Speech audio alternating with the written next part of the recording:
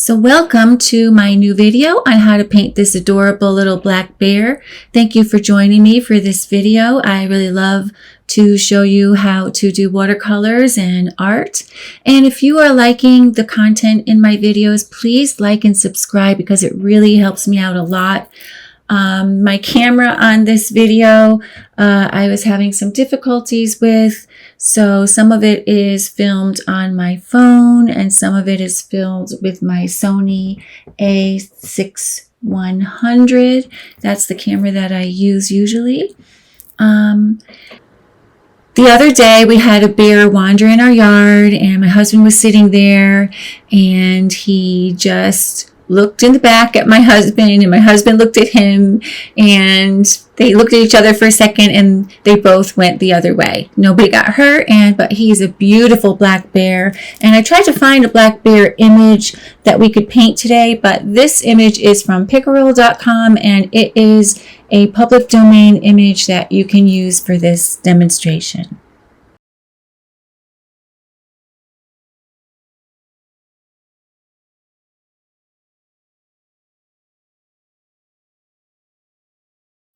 My videos are sped up here so that you can see my process without me just really taking things out because otherwise it would be too long, and it's about an hour long. It's 46 minutes long actually. And so what I do is I take my dark brown, so whatever browns you have in your palette, I have like a cooler brown and I have a darker brown. So it's either a burnt umber, burnt sienna, and raw umber. Any of those colors. I think the raw umbers are more on the red side, and this bear does have a lot of red in it. But what you want to do is, instead of using a black to make your darker browns, you want to add like a blue to it. So I'm using an ultramarine blue with like a burnt sienna. And always use a mixed color for your blacks. Don't use like the lamp black because it looks really flat and not very lively in your finished painting. So what I'm doing here is I'm using a wet on wet technique, and I'm slowly filling up the bear's head, and I'm making those with this brush, the hairs going outside. So I'm using wet on wet, and I'm just making those the edges of the bear to have those little hair-like shapes. I finished the head and now I'm going on to the body, and of course I should have waited for my head to be a little bit more dry. And I grabbed a brush that I had it's a wider flat brush, and it already had some pigment on it from another painting I did previously, which I should have washed off, but I went with it because it's a light color, it's an underpainting, and I think it's just going to be fine. I'll just grab some of my other color now. I tend to splash my water when I go to my water onto my painting, so I'm adding a paper towel there to the right because I'm right-handed, and I tend to put my water to the right, and I always end up splashing my painting with water, and you probably don't want that effect. So just a little tip, put a little paper towel there so you don't ruin your painting. And I tend to just paint freely, and I would love it if you would like and subscribe to my channel because I really love to show you how to paint watercolors and do other art techniques.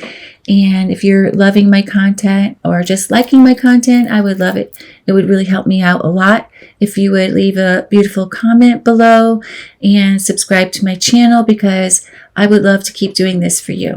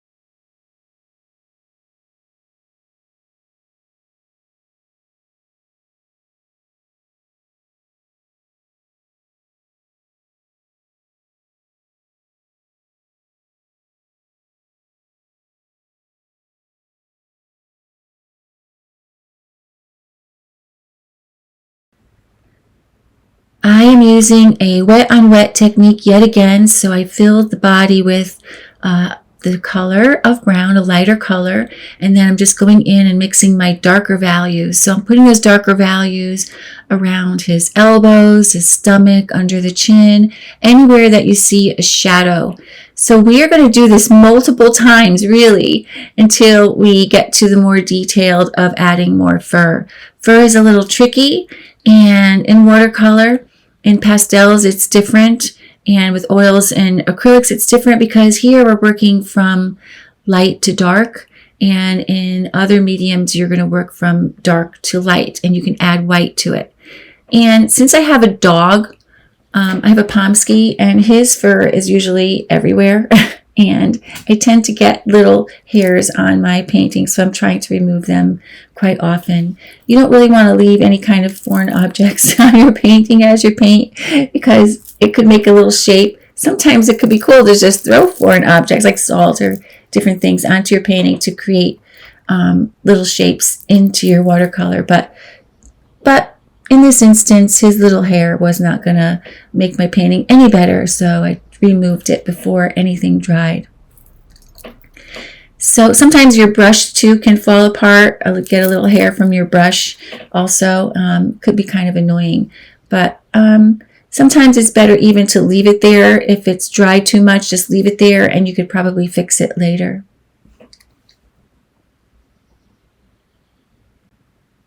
So as I'm doing this wet on wet technique, I'm using my small brush here to create these little fur lines in the way the fur is growing. So we're adding darks, and I'm adding some lighter browns, and I'm just literally adding the color in the way the fur is growing. And we're just going to do this gradually, building it up, because obviously watercolor dries a lot lighter than it does when it's wet. I love what it looks like when it's wet, and then I look at it when it's dry, I'm like, oh, it needs to be a little darker. So we just keep adding these glazes on top until we get the desired look that we're going for.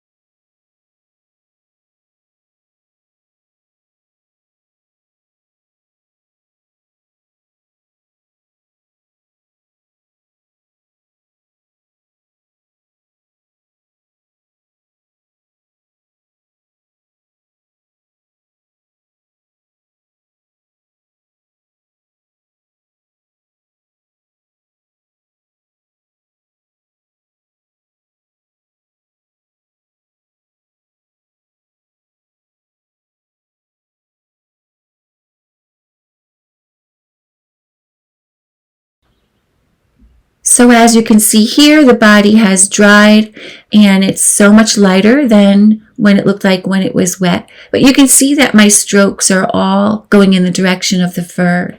And I decided to go in and just paint in the eyes and put in some dark shapes into the face, because I feel that if you don't have your darks in an early stage, you can't judge your values too well. So I like to put in maybe my darkest darks.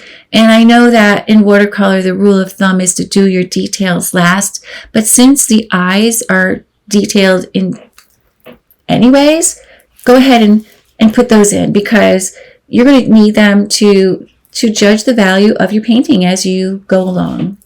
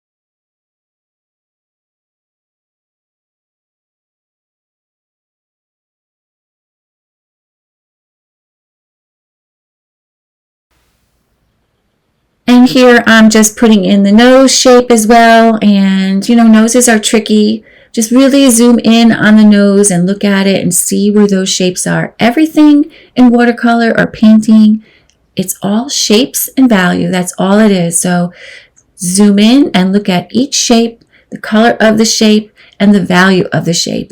And you cannot go wrong if you just follow those rules.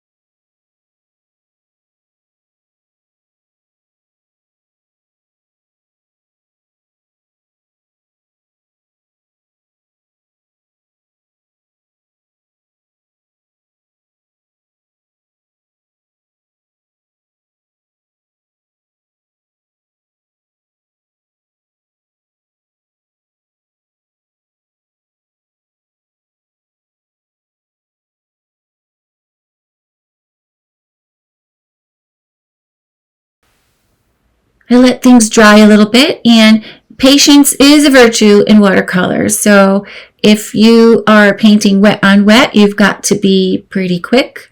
But then when you like what you've done, and you should really let it dry before you go on to the next section or touching another section in between, because obviously it will run together. So if you have a dry and you put wet next to it, it won't run. But if you have a wet next to a damp, like if you put a wet line next to something that's still a little damp, it is going to run, and you're going to get that little bloom. Unless you want the bloom as an effect, you don't want to do that. So here I am just adding my darker values gradually on the fur, and this is wet right now, but then as it's getting damper, I'll add more little lines just because they're going to be softer and not bloom so much or run so much, and just gradually adding those values and textures into the fur. We're going to do this for the whole entire bear, all the way through, gradually. So here I am adding some dark to the ear, and I am negative painting into the ear to create maybe little hairs coming into the ear.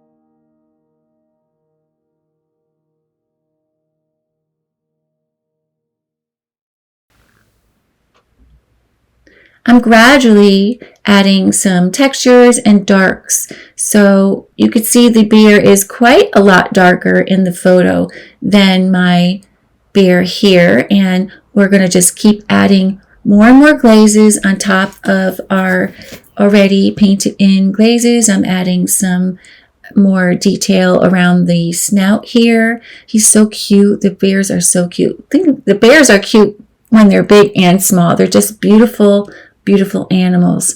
And I love nature and I love animals. And I think that we need to coexist together in this world. and I love painting them and just learning all about them.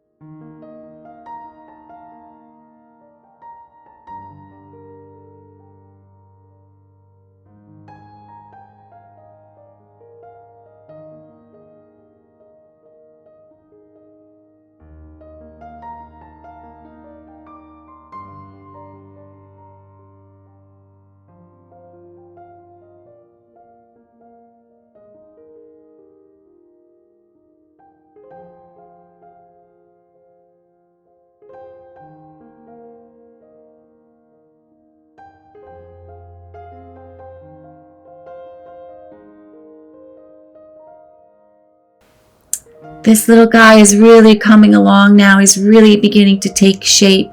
And you could see that in a lot of areas you want to add, you don't want to put too much detail everywhere on the bear. You want to leave some areas to be like, just make the shade together. Like you can see under the neck, onto the arm shape there. It's kind of flat. You don't see a lot of detail. You don't see a lot of fur shapes in there. Under the arm to the stomach too. Make that all one flat shape and just put the hair and the fur growth around it in different areas. You like the idea of not having too much. So you want to have like light against dark. You want to have some busy against something calm and just plain. So all of those contrasts really make your painting stand out and be beautiful in the end.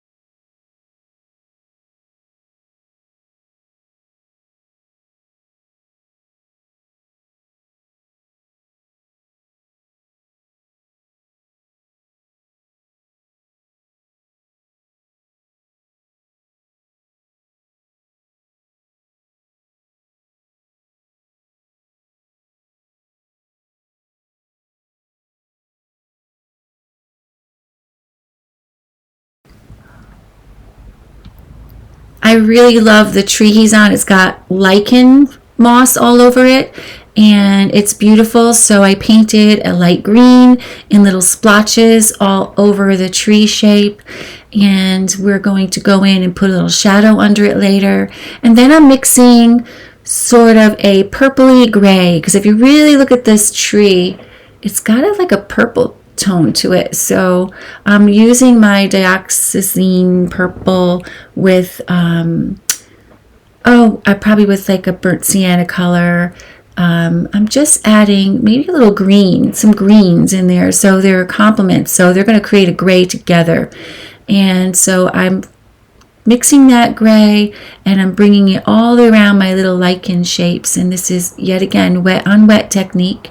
So you want it to be pretty wet, so you can dabble in some different variations of shading in there to create this textured effect of the bark.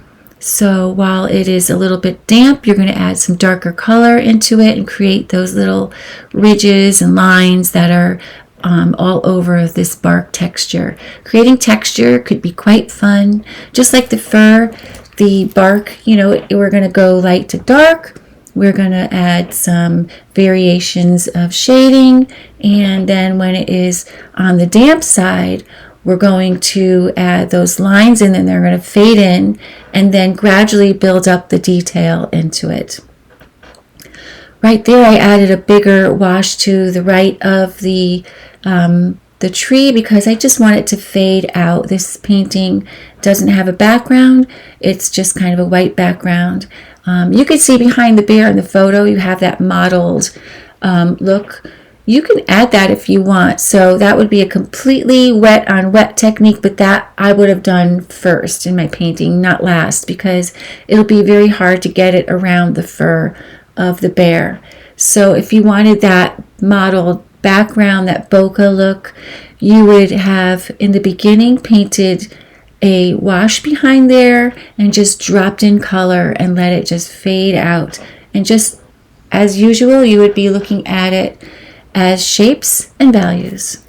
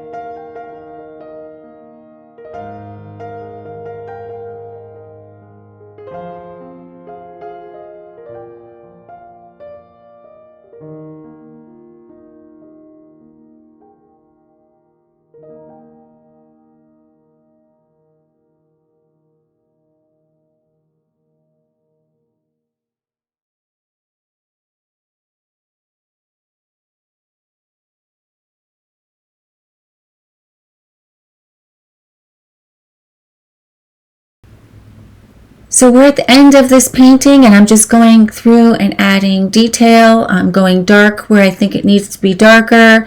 I'm going to paint in those little claws he has there. I'm going to add shadow on the tree, under his body, under his claws, under his arm, and I'm going to add more detail to the tree, and I'm going to call it a day. Thank you so much for watching, and I hope to see you in my next videos.